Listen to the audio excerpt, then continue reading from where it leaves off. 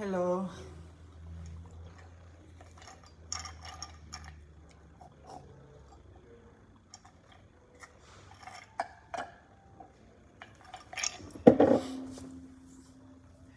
Hello les miens, hello chers compatriotes, j'espère que vous allez super bien.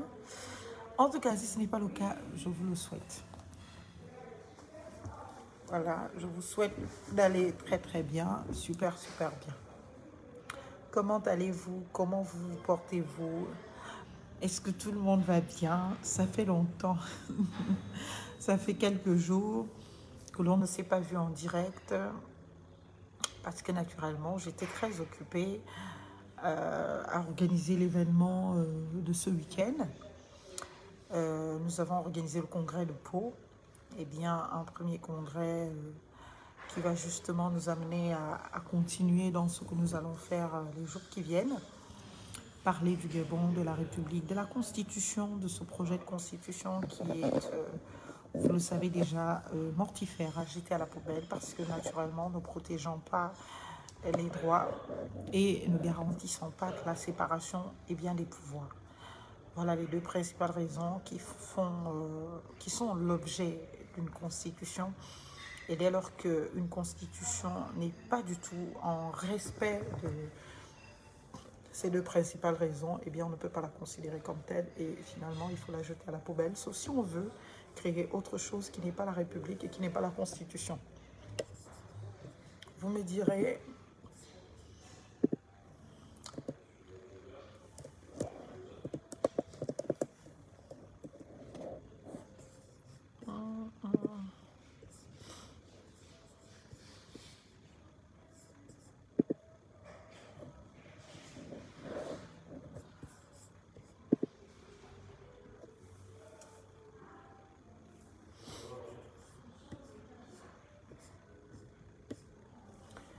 hello Kikou, bonjour les miens, bonjour, j'espère que vous allez bien, j'espère que tout va bien chez vous. Moi ça va super bien, j'ai une magnifique vue là devant moi, je vous assure, donc ça me calme. Je vais vous partager, c'est trop beau.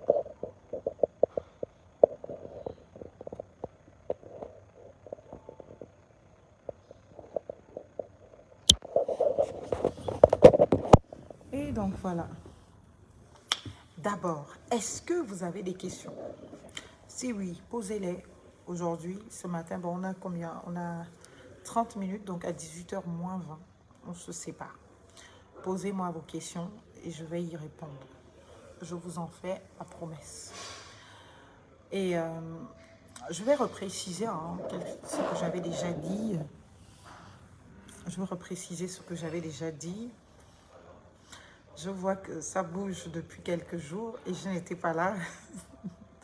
Je lis bon nombre de mes compatriotes en désarroi, perdus, dépassés, ne pas comprendre ce qui se passe. Comment on a pu les trahir à ce point? Non mais vous êtes de grands enfants. Je crois que dans un live, j'ai déjà eu à dire ça, que le peuple gabonais, c'est un peuple qui est un grand enfant, qui rêve et qui croit que les gens vont se battre pour lui, pour ses beaux yeux, que les gens vont tout bonnement correspondre à leur volonté.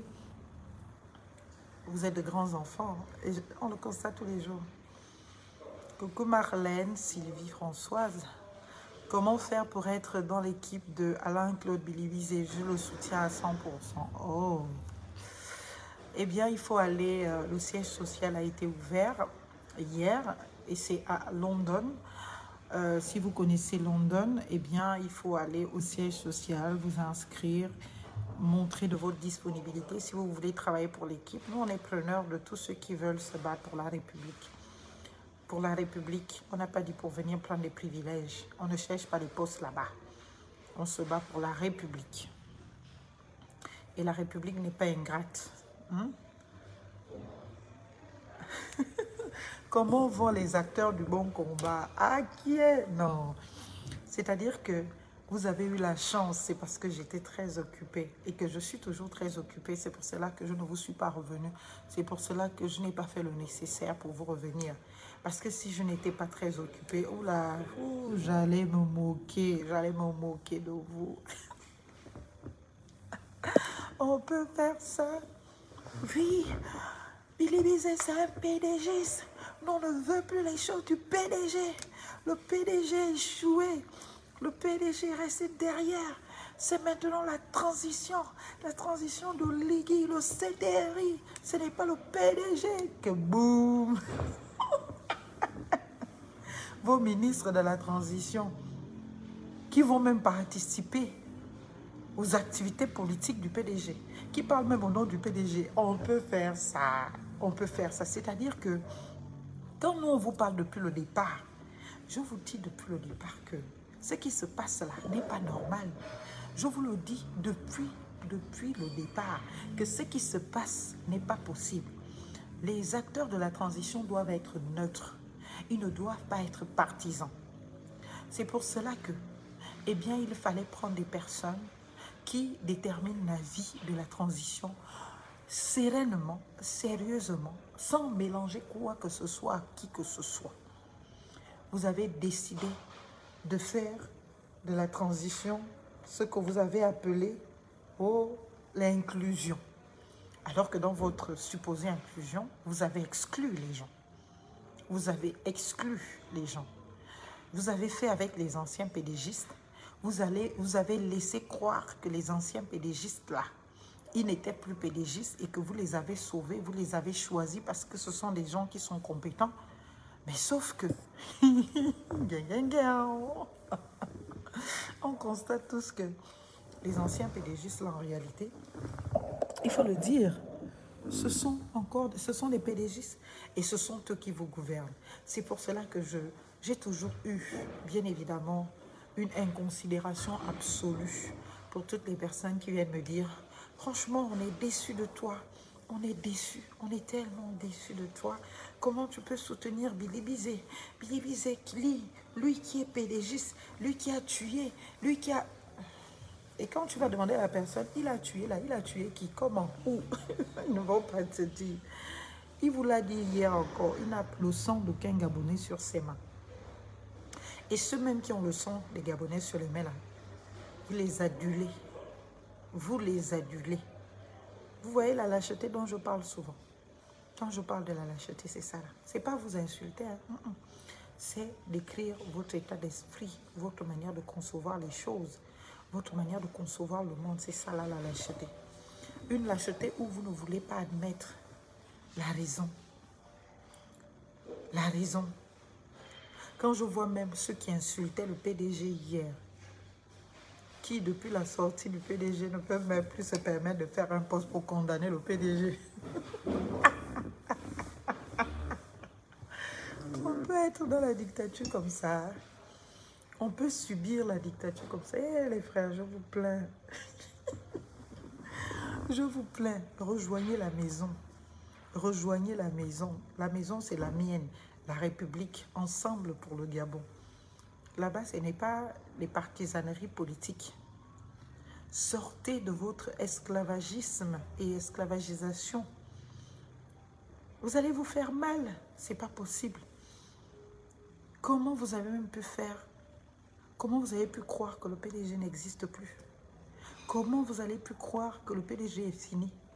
Je vous ai dit qu'un homme, un homme politique, c'est son discours qui fédère ou qui ne fédère pas. On adhère aux hommes politiques par les discours.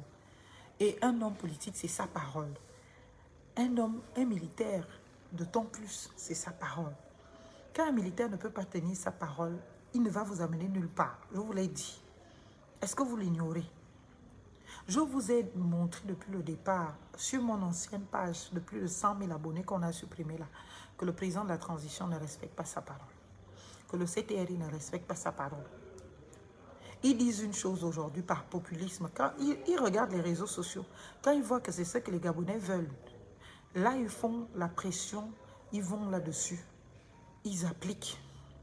Je vous ai dit ici que vous n'allez pas vous étonner que le président de la transition veuille prendre le PDG comme... Et parfois, il vous teste.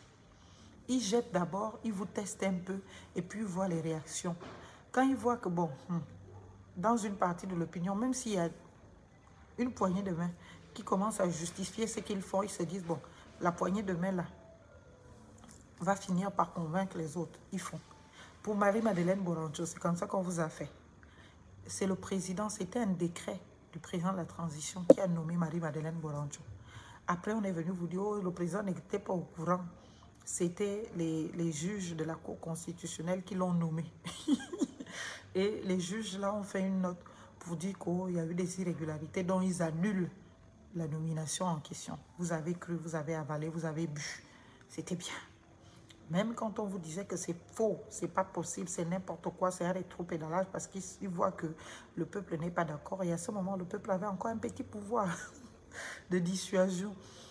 Dès qu'ils ont vu que ça ne marche pas. Quand il a eu besoin de Borancho a certainement posé ces conditions que moi, vous me lavez mon nom. Vous avez seulement commencé à entendre à la télévision que au Togo là-bas, Borancho est devenue l'héroïne de la gloire. Vous avez prêté attention à ça, non? Quand il faut parler de Bidi Bizé, venir argumenter sur sa personne, vous êtes nombreux, vous faites des lives. Quand il faut parler de moi, pareil. Mais pour argumenter sur l'autre, rien. Excusez, allô? Oui?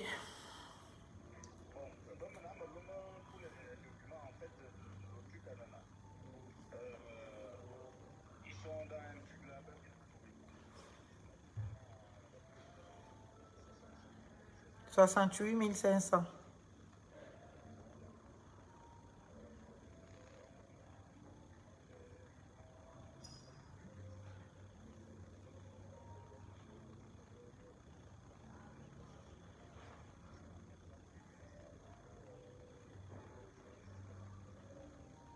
Mais si c'est une société, c'est 250 000. Hein? Ce sont des personnes physiques et c'est 68 500.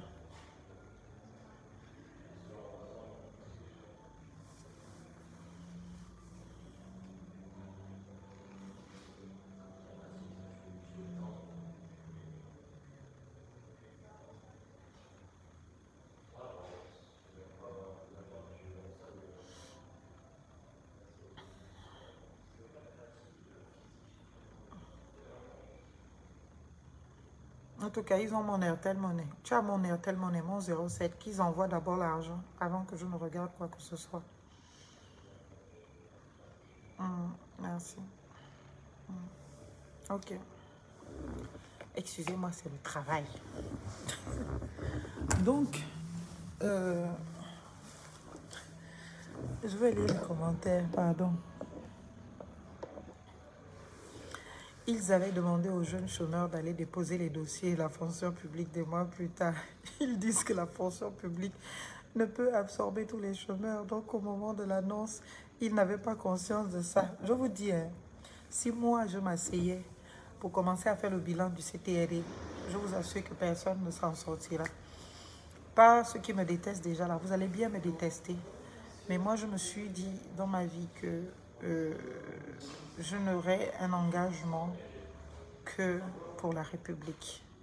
Je ne rentre pas dans vos petits engagements de quartier, du village et tout. Je vous assure. Moi, mon engagement là, c'est la République. J'ai vu l'effectivité de la République en France. J'ai vu ce que ça permet aux Français et ce que ça donne aux Français.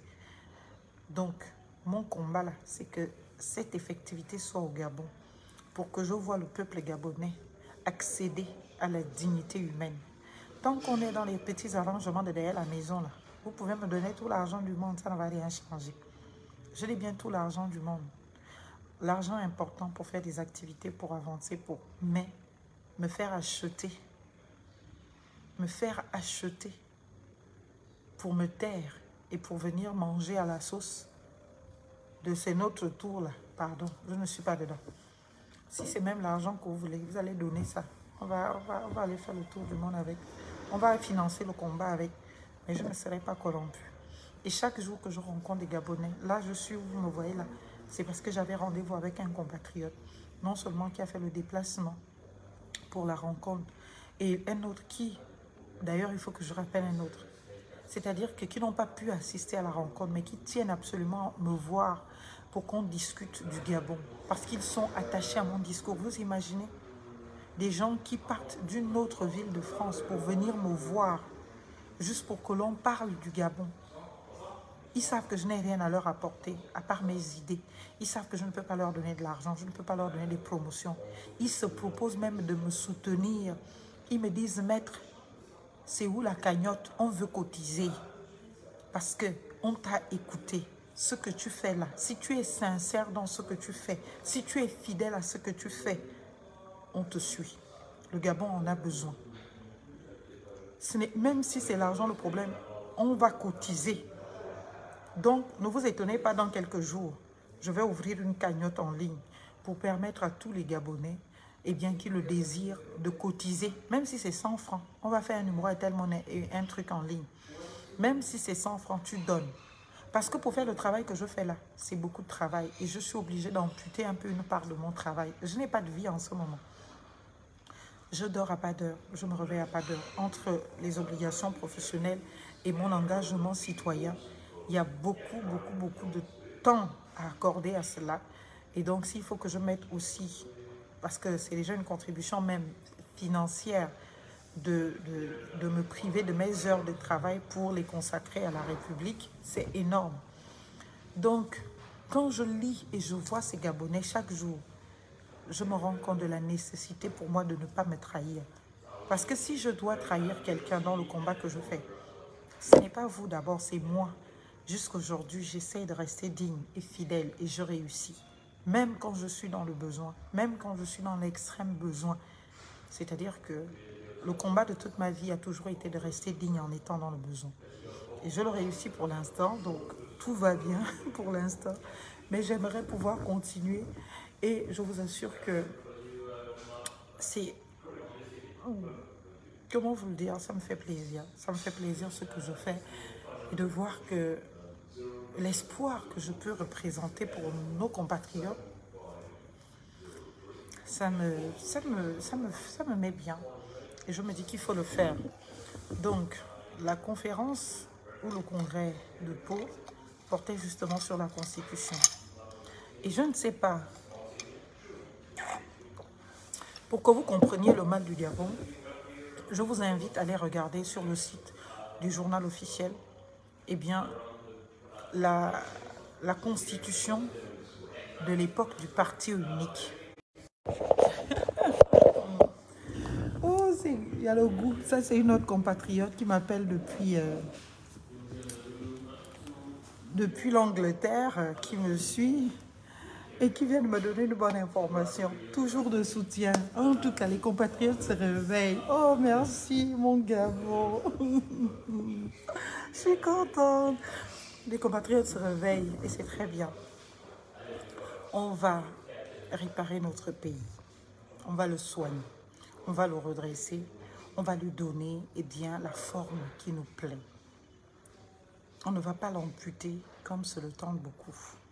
On va respecter notre pays, respecter la souveraineté, respecter sa dignité, respecter, eh bien, les engagements de ce pays à l'international.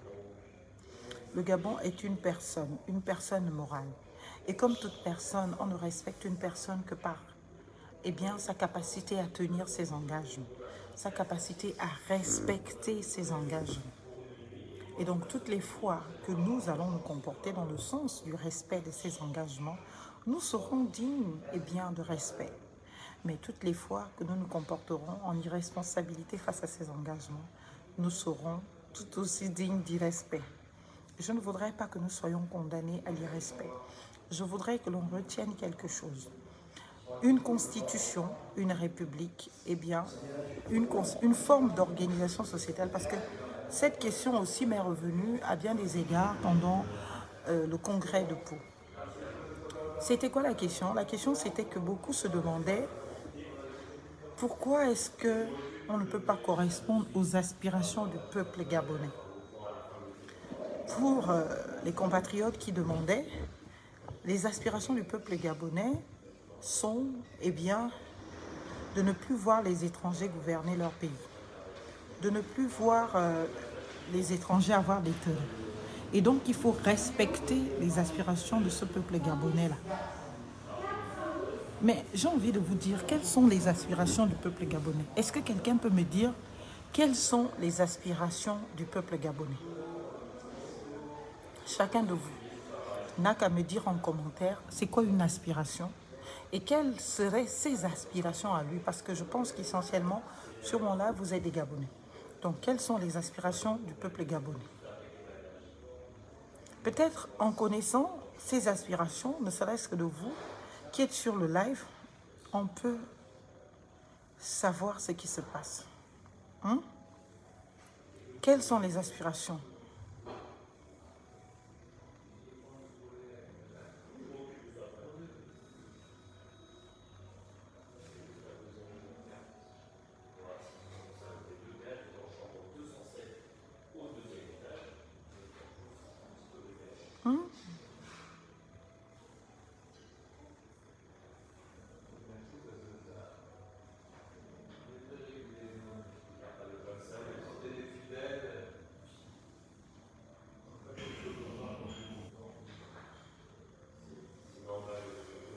Je ne lis rien, je ne lis pas les commentaires. Vous êtes devenus des spectateurs passifs.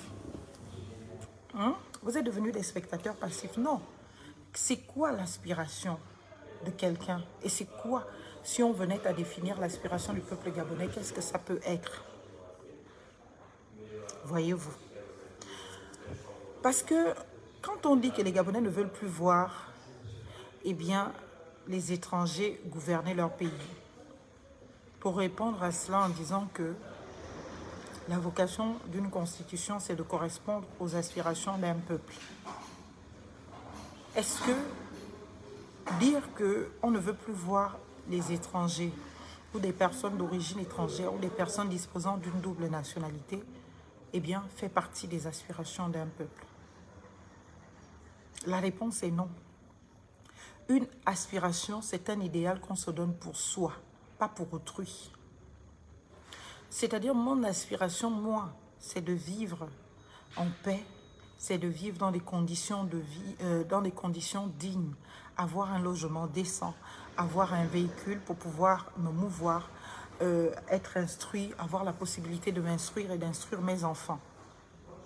Avoir, par exemple, un cabinet qui fonctionne super bien. Voilà ce qu'est une aspiration. Et quand on dit aspiration d'un peuple, il faut que cette aspiration corresponde justement à me permettre de m'établir moi personnellement dans cela. Si on a dit que notre triptyque c'est union, travail, justice. Donc, si c'est cela l'aspiration du peuple gabonais, l'union, est-ce qu'on est obligé d'être unis?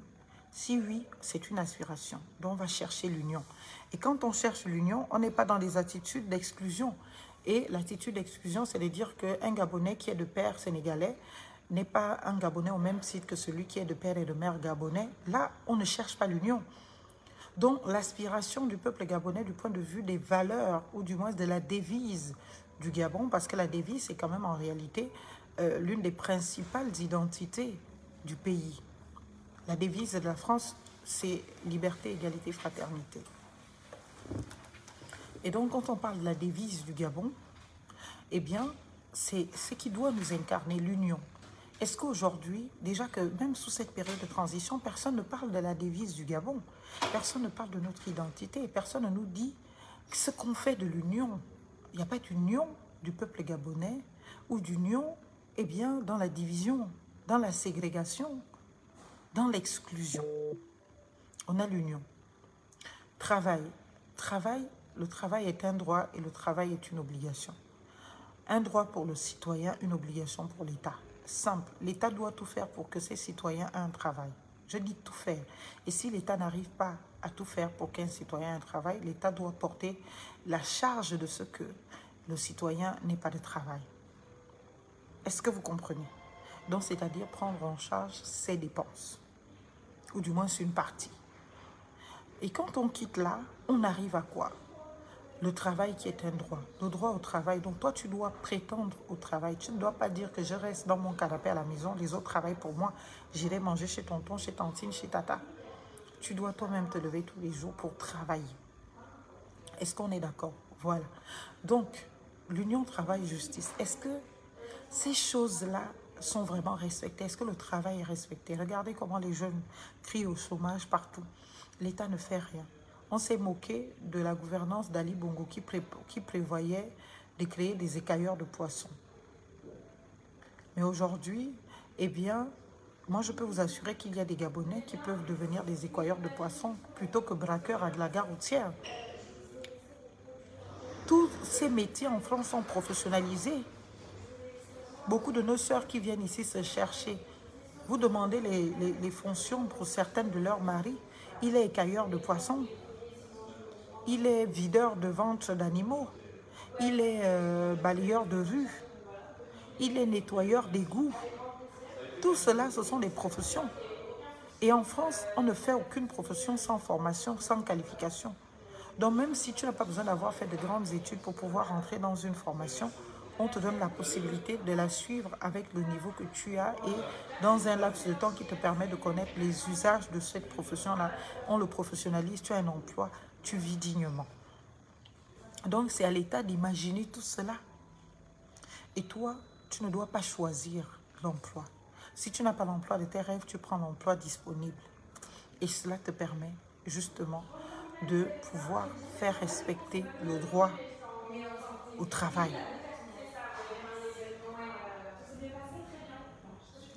Non, c'est vous qui le dites. Vous voyez, c'est ça le problème. Quand on a dit écailleur de poissons, même avec master, est-ce que vous avez lu la fiche de poste pour ces écailleurs de poissons? Il n'y avait pas de poste à pourvoir pour devenir écailleur de poissons. Pour qu'on vous dise qu'il y a une fiche de poste pour dire que tous ceux qui sont au chômage, venez écailler les poissons. Ce n'est pas ce qui a été dit. Il y a eu une politique publique qui a été prévue pour créer le métier d'écailleur de poissons, pour permettre à ceux qui le désirent de l'écailler. Il n'y a pas de saut métier dans la vie. Il faut être conséquent aussi avec soi-même. Moi, j'ai, dans un petit village pas loin ici, rencontré un prof. Il est avocat.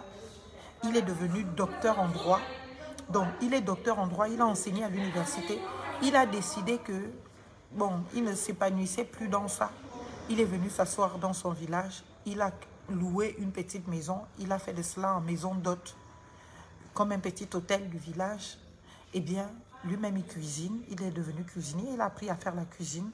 Il nettoie, il lave, il fait tout. Et j'ai passé 3 jours, un week-end là-bas. Et au fur et à mesure, quand j'étais étudiante, quand je sors mes livres de droit et tout, je mets sur la table alors qu'il venait nous servir le petit déjeuner. Il regarde, donc il commence la conversation. « Ah, vous faites du droit ?» Je dis « Oui, je fais du droit. » Elle me dit « Bah, c'est bien. » Et puis, je vois, il commence à interpréter un article.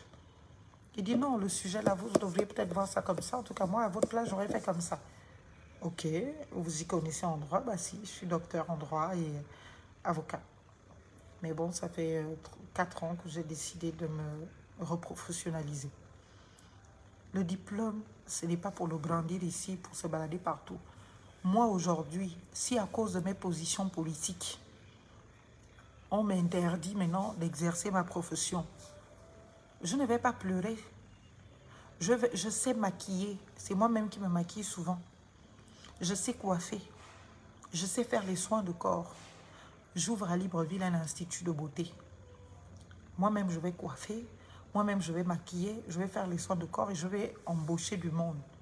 Quand j'ai du temps, je le fais. Quand je n'ai pas de temps, je ne le fais pas. Je sais cuisiner.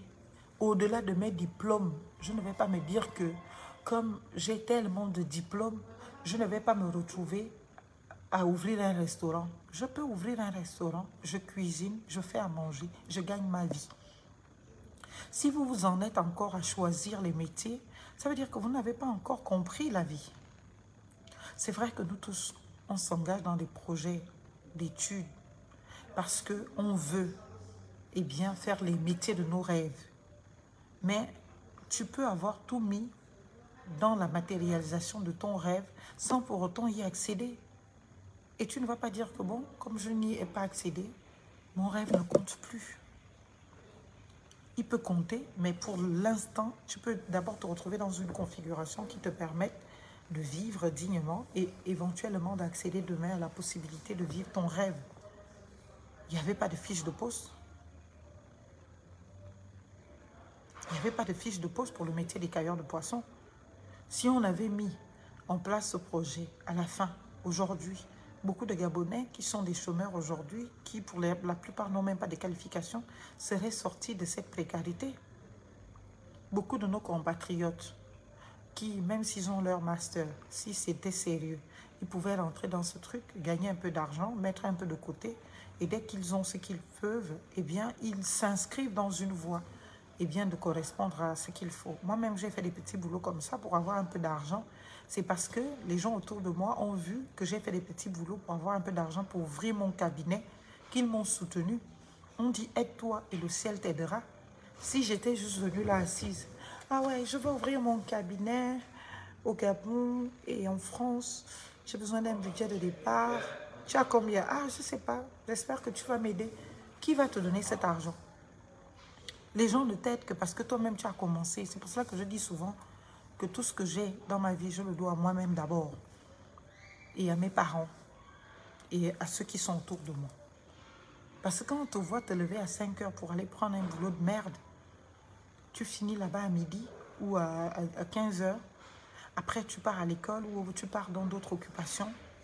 Tu gagnes de l'argent. Quand ça tombe, l'argent n'a pas de couleur.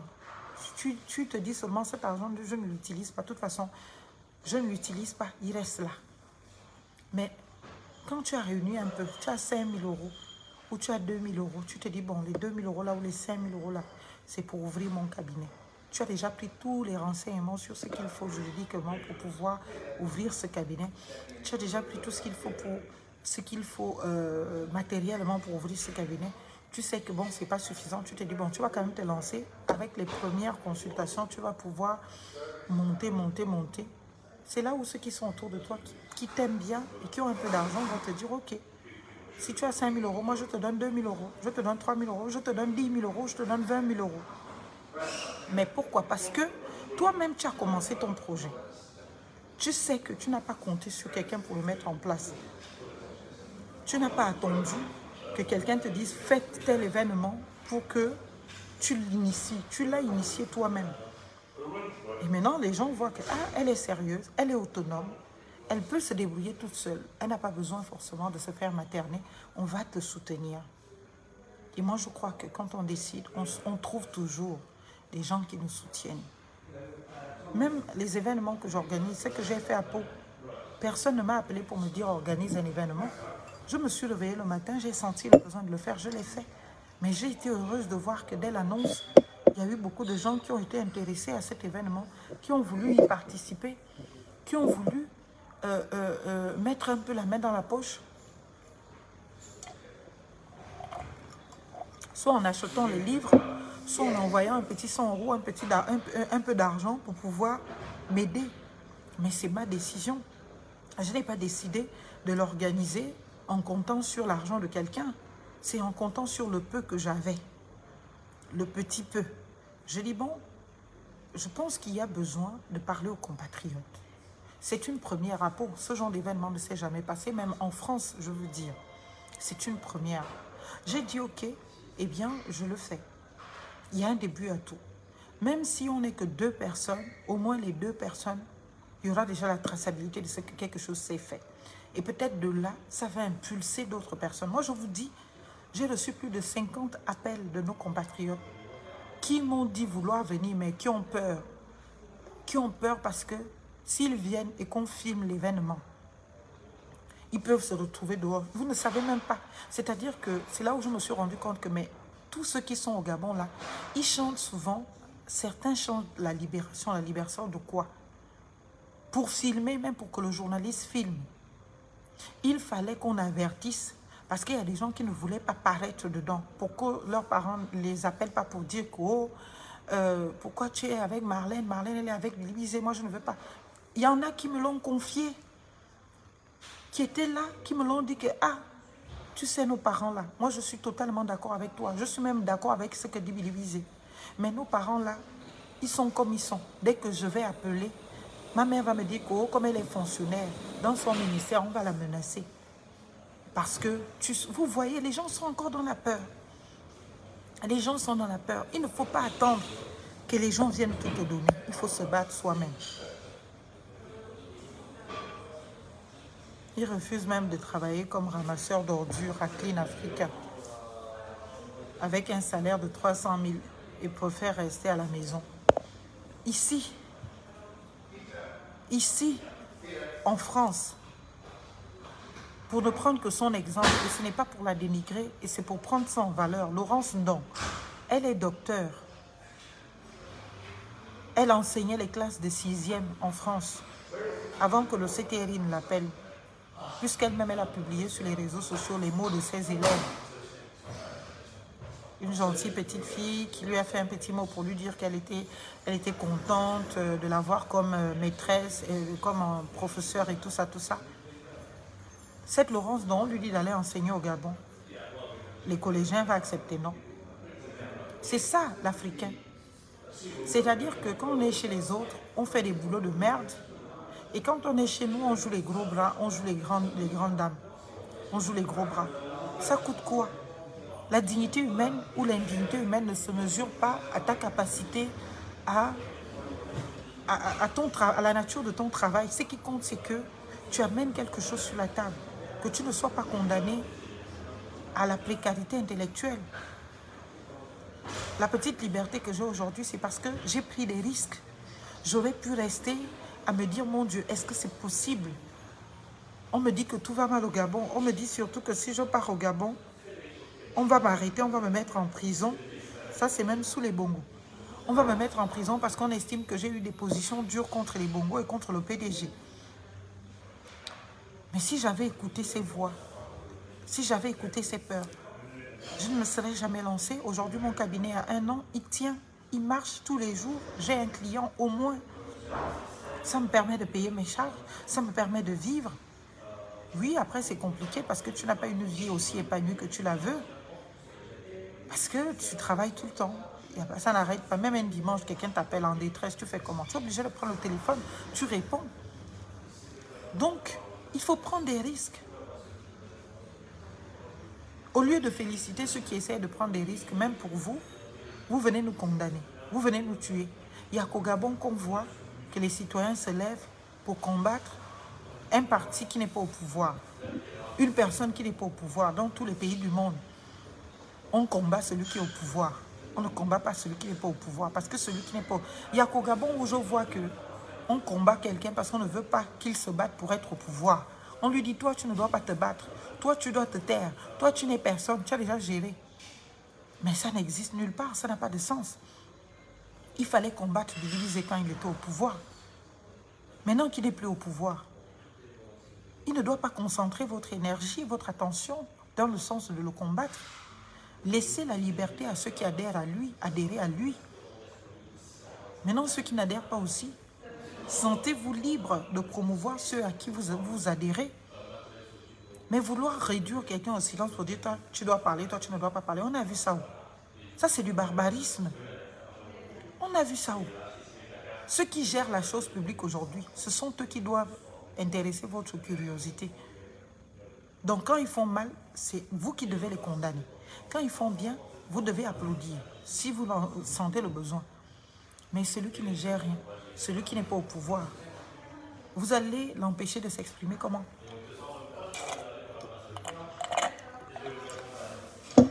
Vous faites ça comment? Il n'a aucune gestion de la chose publique aujourd'hui. Même s'il a envie de réavoir la gestion de la chose publique, ça ne dépend pas de vous. Ça ne dépend pas de vous.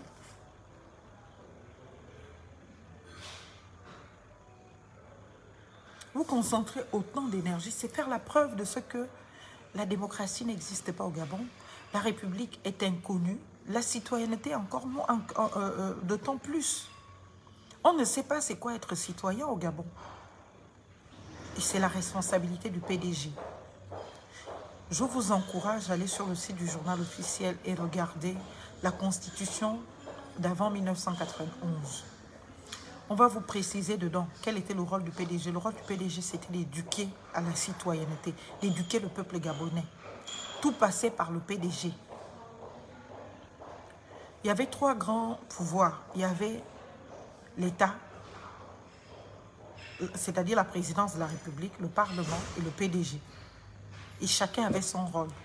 Le Parlement avait son rôle, le parti État, PDG, avait son rôle. Éduquer les citoyens, les établir dans leurs droits, c'était le rôle du PDG. Et en lieu et place de vous apprendre la République, la citoyenneté, vos droits, vos obligations face à l'État, le PDG vous a appris le kunabélisme. Le PDG vous a appris le mensonge. Le PDG vous a appris la tricherie. Le PDG vous a appris la malhonnêteté. Le PDG vous a appris l'inconscience absolue et l'ignorance.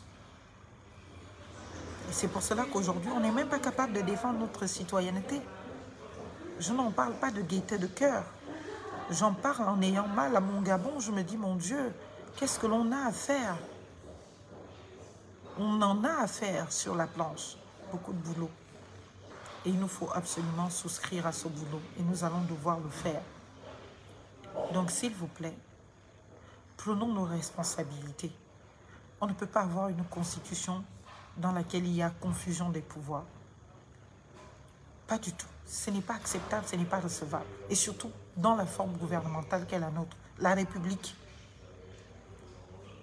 Si on veut, on peut créer notre propre forme d'organisation sociétale avec nos propres intellectuels, notre propre doctrine. Et cette forme d'organisation sociétale ne correspondra pas à ce que John Locke a expliqué, à ce que Montesquieu a expliqué ou à ce que Aristote a expliqué. Dans le système de séparation des pouvoirs, on peut créer pour nous, puisque c'est ce qui semble être la réalité. Parce que le Gabonais, que je lis sur les réseaux sociaux, ne veut pas la République. Il veut tout sauf la République. Mais vous êtes libre de faire tout sauf la République. Mais ne nous parlez pas de République en la désossant, en l'amputant de tout ce qui est son être, en la pressant de tout son jus. Créez autre chose. Créer le liguisme. L'État gabonais est un État oliguiste. On ne dira plus est un État républicain ou démocratique. Et vous définissez vous-même avec vos mots ce qu'est le liguisme. Le liguisme, c'est une forme d'organisation sociétale qui voudrait que le président de la République soit président de tout et responsable de rien. Parce que c'est ce qui est proposé dans le projet de constitution. Beaucoup me disent, mais il faut attendre la dernière mouture, il faut attendre les dernières modifications. Non, je ne les attends pas pour une simple et bonne raison. Un projet de constitution ou une constitution n'a pas vocation à chercher le consensus de toute la classe politique. N'est pas un chiffon que l'on rédige pour la mener à modification. Une constitution est un texte réfléchi, élaboré par un groupe de personnes clairement identifiées. Ce groupe de personnes demande au peuple gabonais de l'investir du pouvoir constituant. Ce groupe de personnes finit de rédiger, adopte et soumet au peuple. Le peuple décide si oui ou non. On accepte. Si on dit oui, on adopte. Si on dit non, il faut donner à un autre groupe différemment constitué de faire sa proposition de texte. Et quand cet autre groupe a fait sa proposition de texte, on le resoumet au peuple. C'est comme ça le référendum. Tout ce que vous êtes en train de faire là, ce n'est pas le référendum. Hein. C'est de la foufocratie oliguiste. Parce que un référendum n'a pas besoin d'obtenir un consensus autre que celui de l'Assemblée délibérante, de l'Assemblée constituante. Je suis aujourd'hui d'Ensemble pour le Gabon, qui est une plateforme réunissant tous les Gabonais qui partagent la conviction d'amener les militaires à respecter leur discours du 30 août et celui du 4 septembre, essentiellement. D'amener les militaires à respecter leur engagement de restaurer les institutions de la République, de l'État de droit. Et de faire accéder au retour à l'ordre constitutionnel dans l'ordre et par le respect des textes qui engagent le Gabon au travers de nos adhésions à la communauté internationale, mais aussi qui vont venir préserver les acquis démocratiques obtenus par le peuple gabonais dans leurs différentes luttes. On n'a pas à mépriser le combat de ceux d'hier. Notre responsabilité est de le continuer en améliorant l'efficacité sur ce qui a semblé être acquis, qui ne s'est pas matérialisé dans les faits, et faire que ça fonctionne pour une fois.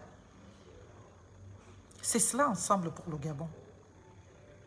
À partir de cet instant, si les cétristes, dialoguistes, communistes et autres du comité constitutionnel ont échoué, il faut donner à d'autres Gabonais. Et les militaires ne doivent aucunement être partisans. Ils doivent être des juges et pas des partis impartiaux. Impartiaux de dire que oui, on a donné à ces Gabonais de faire la constitution de notre pays. Ils ont échoué. On donne maintenant l'opportunité à d'autres Gabonais de faire la constitution. Et nous, ensemble pour le Gabon, on est prêt à proposer une constitution. On est prêt. Une constitution pour notre pays. On n'a pas besoin d'en avoir le mérite ou quoi que ce soit. On fait un texte propre, conforme et pour lequel le peuple gabonais, dans lequel le peuple gabonais doit se reconnaître et que l'on doit amener un respect pour tout le monde. On ne fait pas un texte pour venir contenter quelqu'un. Je vois un petit post qui passe qu'Oligui aurait dit que c'est pas lui qui a commandé ce texte. Comme je sais que beaucoup sont dans la manipulation, comme ils voient que le peuple n'est plus d'accord avec lui, ils ont envie de ramener un peu en considération dans le cœur des Gabonais pour dire que Oligui a dit. Non, s'il avait dit, on aurait déjà la vidéo. Pour l'instant, tant que moi je n'ai pas vu la vidéo où lui-même il dit que ce n'est pas lui qui a demandé ça au peuple gabonais, que ce sont les autres. Et si c'est même vrai, ça traduit ce que je disais déjà depuis le départ. Je vous ai dit depuis le départ quoi? Je vous ai dit depuis le départ que le CTRI est irresponsable. Le CTRI est en train de jouer à chat et souris. Le CTRI est en train de vouloir, bien évidemment, au-delà de s'être constitué juge et parti, c'est un jeu dangereux, d'irresponsabilité. On est président de tout et on est responsable d'absolument rien du tout. Parce que comment le CTRI n'arrive pas à assumer son projet? On est parti attribuer ça aux Gabonais, 38 000 Gabonais. Ni vous ni moi n'avons la preuve que les Gabonais ont soumis quoi que ce soit de ce qui a été retenu là-bas au dialogue. Ils ont dit le dialogue n'est plus souverain. Le dialogue est devenu, je ne sais pas, recommandatif. Et donc, le caractère recommandatif, j'espère que ça se dit, si ça ne se dit pas, je le crée. Le caractère recommandatif de ce dialogue était de nature à apporter des propositions plus détaillées au président de la transition, à charge pour lui, de voir ce qui lui convient et ce qui ne convient pas. Et quand le projet lui a été soumis, contre toute attente, on a vu que les dispositions du projet étaient même déjà exécutées au travers du ministre de l'Intérieur. Et la loi électorale sous laquelle nous tentons de faire la transition actuellement est une loi qui nous vient justement de ce dialogue-là. Peu de temps après, on nous parle aujourd'hui d'organiser les élections. Les élections, comment vous appelez ça? Référendaires. Faire le référendum. C'est sur la base de quel texte? C'est sur la base de cette loi sortie du dialogue. Comme les militaires ne veulent toujours pas porter la responsabilité de leurs actions, ils décident d'attribuer ça à qui? À un comité constitutionnel qui n'était même pas prévu dans le chronogramme de départ. Puisque le chronogramme de départ, vous qui dites que le CTRI respecte son chronogramme, était que c'était l'Assemblée constituante qui devait être spécialement formée.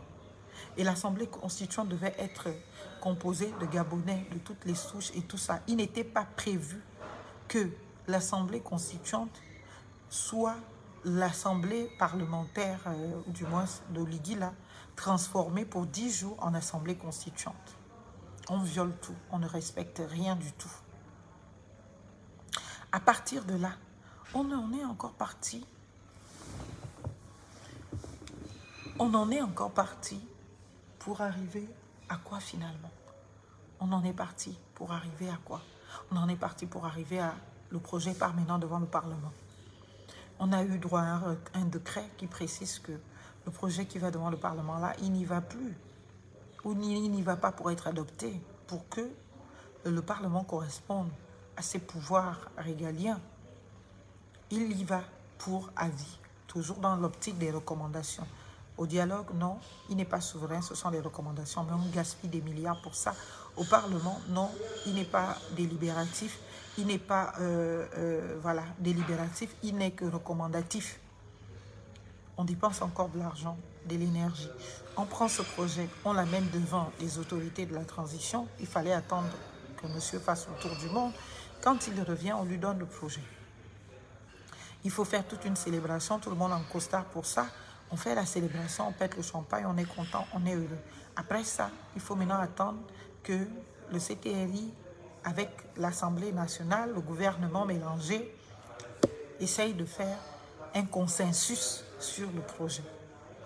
Après avoir pris nos avis sur les réseaux sociaux à gauche, à droite, on va essayer d'aller vous fabriquer quelque chose qui ne vienne pas d'eux, qui n'a pas d'esprit, qui n'a pas d'idée générale. On va aller vous construire quelque chose pour vous contenter, puisque eh bien, l'attitude très populiste du CTRI et de son chef n'est plus à démontrer. Et comme ils sentent et ils savent que le peuple n'est plus avec eux et que le peuple veut une constitution conforme à ce que je vous ai dit, eh bien, on va tout faire pour essayer d'aller mettre des éléments qui contentent le peuple sans pour autant penser et croire à ces éléments-là.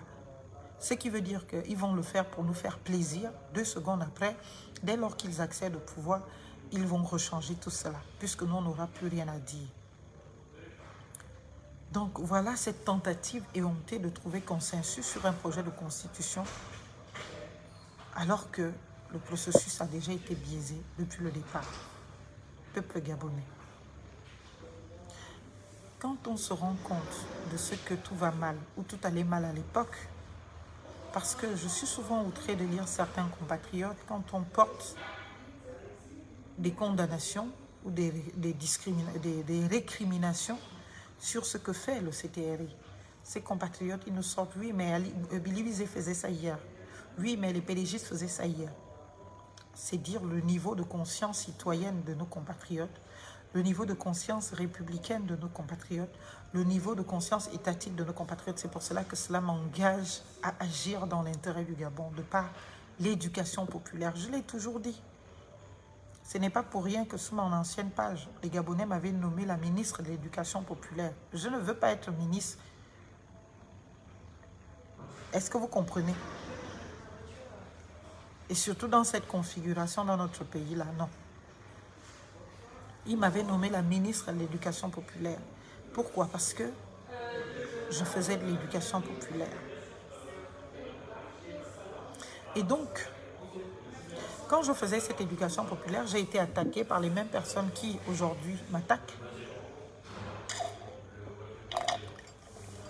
Parce que ce dont vous ne vous rendez pas compte, c'est qu'il y a plusieurs manières de te combattre. Les gens comme moi. La distraction fait partie du combat. Quand le pouvoir ne veut pas que tu parles, ou quand le pouvoir sait que tu es sérieux dans ta démarche, dans ton engagement, et que c'est un pouvoir dictatorial, il va essayer de te contrecarrer autrement, aller payer les petits activistes qui vont venir t'insulter. Pourquoi? Pour te détourner de ton combat, de ta concentration. Parce qu'ils savent que plus tu es concentré, plus tu es utile, plus tu es sérieux dans ton combat, plus tu vas arriver à la solution finale. La solution finale qui est quoi? La solution finale qui est, eh bien, de rétablir l'état de droit, qu'ils ne veulent pas parce que ce n'est pas leur avantage. Donc, ils vont envoyer des gens pour, par exemple, quand on fait un direct de cette nature, venir te faire des commentaires bizarres, t'insulter, te dénigrer. Parce qu'on veut que tu perdes le fil conducteur de ton combat. On veut que tu perdes l'idée que tu défendais dans ton combat. On veut que tu perdes, eh bien, la détermination que tu as. Au lieu de parler des choses sérieuses, tu vas maintenant venir faire des lives pour venir répondre à celui qui t'a insulté sur tes cheveux, sur tes dents, sur ta bouche, sur tes yeux. Ou celui qui prétend avoir le code secret de ta vie privée, qu'il prétend être tellement blâmable que la personne a envie de l'exposer. Et toi, Tu vas perdre du temps pour venir répondre à ça. C'est un moyen de te combattre. Et on te combat là en t'opposant, eh bien, la distraction. La distraction fait partie du combat contre la République, contre les valeurs, contre la dignité humaine. La distraction. Quand on voit que plus tu avances dans le combat, plus tu gagnes en crédibilité dans l'opinion, eh bien, ils vont venir t'insuffler des acteurs qui sortent de nulle part, comme je le vis tous les jours, qui viennent t'insulter, qui viennent te traiter de tous les noms. Et c'est pour cela que je demande aux miens, vous voyez quelqu'un m'insulter, s'il vous plaît, ne m'en faites pas part. Laissez la personne m'insulter. Tant que je ne vois pas, je ne sais pas. Si la personne est assez courageuse, qu'elle m'invite à un débat télé. Si la personne est assez courageuse, qu'elle peut assumer ce qu'elle dit, qu'elle aille voir une maison de médias, qu'elle demande un débat avec moi. On va débattre. Parce que si je commence à aller écouter et suivre toutes les personnes qui m'insultent, vous me tuez le combat. Parce que c'est le même temps, la même énergie que je dépense dans ces réponses que je peux concentrer pour le combat, pour les valeurs, pour la dignité humaine, pour la République, pour l'état de droit, son effectivité. Donc, s'il vous plaît, les miens, vous tombez sur une vidéo où quelqu'un m'insulte, me traite de tous les noms, passez. Si vous pouvez réagir, réagissez. Mais ne m'envoyez pas ça. Et à vous, mes parents, je le réitère, il y a Marlène, Fabienne et Sola et Fontam, votre fille, votre petite soeur, votre grande soeur, votre tante. Ces relations avec vous n'ont rien à voir avec la Marlène, Fabienne et Soleil Fontam, citoyenne gabonaise. Quand je porte le costume de Marlène, Fabienne et Soleil Fontam, citoyenne gabonaise, dites-vous que tout ce que je reçois comme combat ne vous concerne pas. Tout ce que je reçois comme insulte ne vous concerne pas. Donc, ne vous perdez même pas à aller répondre dans les commentaires. Ne vous sentez pas affecté parce que j'ai reçu des coups de fil de mes grandes sœurs qui me disent « Ah Marlène, est-ce que tu vois comment on souffre chaque jour ?» Dès qu'on tu ouvres le téléphone, on tombe sur les vidéos des gens. Et les gens qui savent que tu es ma petite soeur vont m'envoyer des vidéos, et tout. Ça m'affecte. Parce que je sais que tu n'es pas comme ça et il raconte n'importe quoi. Je suis affectée, je suis mal. Je dis ma grande soeur, ne regarde pas ça. Il y a Marlène qui est ta petite soeur, que tu connais, qui est toute douce, gentille, adorable, magnifique, généreuse, familiale et tout. Et il y a la Marlène qui est la citoyenne. Et celle qui est la citoyenne, là, ce n'est pas ta petite soeur. Celle qui est la citoyenne, elle va mener les combats qui vont la mener à être déshabillée sur les réseaux sociaux. On va même exposer sa nudité un jour. Si on estime que ça peut porter atteinte à son combat, ils vont l'utiliser, ils ne vont pas se gêner. Il faut que vous fassiez le distinguo dans vos têtes que Marlène, la citoyenne engagée, et Marlène, notre fille, notre sœur, sont deux personnes différentes. Et ne vous affectez pas les traitements qu'on peut m'imposer ou m'opposer par rapport à mon engagement citoyen. Même si ça tombe dans la bassesse, mais ne vous en offusquez pas. J'ai décidé de me revendiquer la République. Et dans un contexte où les gens ont été longtemps habitués à être des sujets et non pas des citoyens, ça va prendre le temps que ça va prendre. Et il y a des difficultés, bien évidemment, que l'on observe pour la matérialisation de cela. Et on est déjà lancé dans le combat. J'ai eu beaucoup de recul pour m'engager. Mais je sens que c'est l'opportunité, c'est le moment. On ne peut pas léguer ça à nos enfants. Je n'aimerais pas que quand mon fils arrive au Gabon, il ait à se poser des questions quand il doit parler des questions publiques de ce qu'est la citoyenneté, ce qu'est la République. Je veux que mon fils comprenne que le Gabon a déjà accédé à la citoyenneté, accédé à la République. Et à partir de cet instant, eh bien, on est tous tranquilles, on est tous bien établis et rétablis dans nos droits. Donc, chers compatriotes, le combat va être rude. Ce n'est pas un combat contre un individu. C'est vous qui voulez faire de l'affaire du référendum une affaire de M. Oligui. Ce n'est pas une affaire de M. Oligui ou du CTRI. Le référendum porte sur la Constitution. Donner un pouvoir constituant à quelqu'un, il faut savoir à qui on le donne. est-ce que les députés de la transition, nous, peuple gabonais, acceptons de leur donner le pouvoir constituant? Et qui donne le pouvoir constituant? C'est le peuple, lui seul. Ce n'est même pas Oligui qui peut décider que je fais d'ensemble pour le Gabon un organe constituant. Il n'en a pas le pouvoir, il n'en a pas le droit. Ce n'est pas Oligui qui peut décider que je fais du CTRI un organe constituant. Ils n'en ont pas le pouvoir, ils n'en ont pas le droit. Parce que quand on parle de pouvoir constituant, c'est quelque chose d'extraordinairement important. On ne peut pas le limiter à la volonté d'un individu ou une section du peuple regroupée au sein du CTRI. Il faut questionner le peuple si on a envie de donner un pouvoir constituant à un groupe de personnes ou à des personnes. Et il faut organiser les mécanismes de cette consultation du peuple. Pour l'instant, le peuple gabonais n'a été questionné à rien sur, bien évidemment, sa volonté à donner le pouvoir constituant à un groupe ou à une personne. À partir de cet instant, hâtons-nous lentement, refaisons les choses bien. On n'a pas besoin de courir. Il ne sert à rien de courir. Il faut partir à point. Et nous ne sommes pas à point. On est en train de se mélanger les pinceaux. Et si on s'enfonce dans ce que l'on observe là, on va tous finir par s'écraser. Donc, il faut revenir aux fondamentaux. Pourquoi le coup d'État a été fait? Parce que les institutions n'étaient pas respectées. Non pas parce que les institutions n'étaient pas bonnes. Le coup d'État a été fait parce que les institutions ont été dégradées, détériorées ou même détruites. Ce n'est pas parce que les institutions n'étaient pas bonnes, il fallait les changer.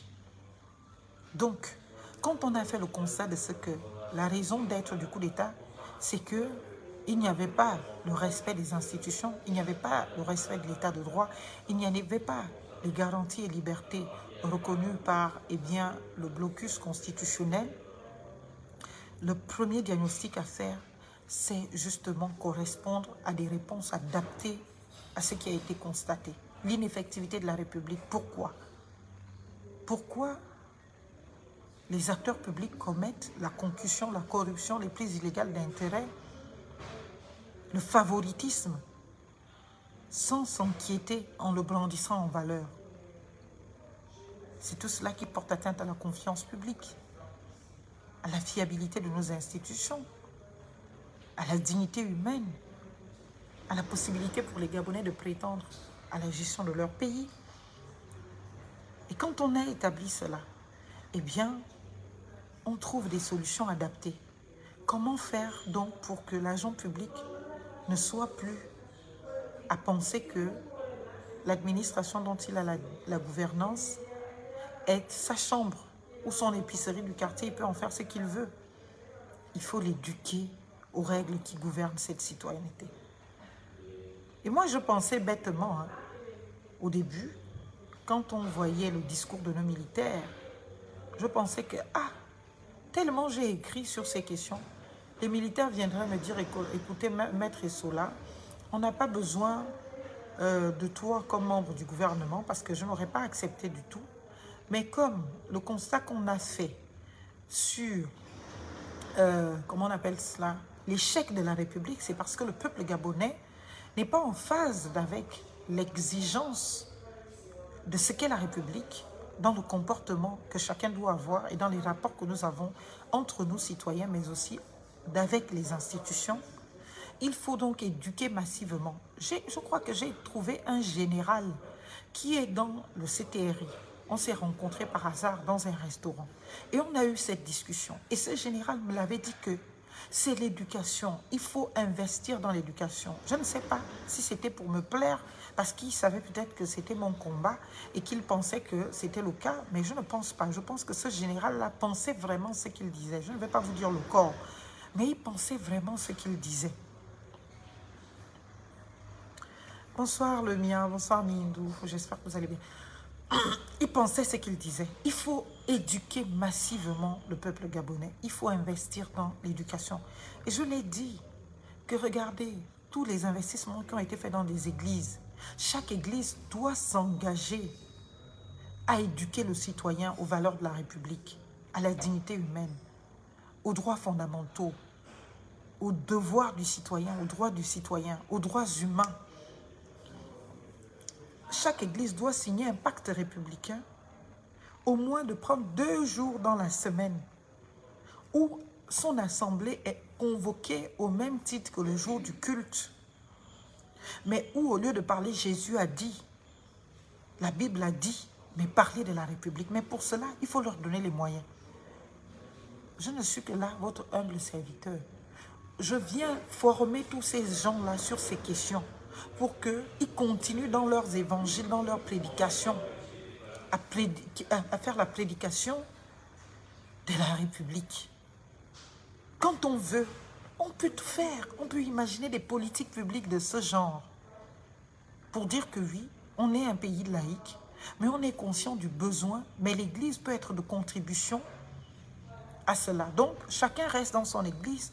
On ne va pas dire qu'on crée une Église spéciale ou un temple spécial, mais que chaque temple, chaque Église qui regroupe du monde fasse l'éducation à la citoyenneté pour ses fidèles, pour que l'on comprenne comment la société doit fonctionner. Voilà la République que je veux. Et il y a tellement de choses qu'on peut mettre en place qui sont faciles quand on a la volonté de bien faire. Parce qu'un peuple éduqué ne peut pas se défendre. Un peuple éduqué ne peut pas se défendre. Un peuple éduqué ne peut pas se défendre et se protéger. Un peuple éduqué ne se comporte pas comme on fait. Quand je me permets mon expression, on arrive à me tribuer de détester X ou Y. Au nom de quoi mon expression est de nature à constater la détestation de quelqu'un. Je parle de la République. Je parle des faits, je les analyse, je vous explique. Ça me coûte énormément.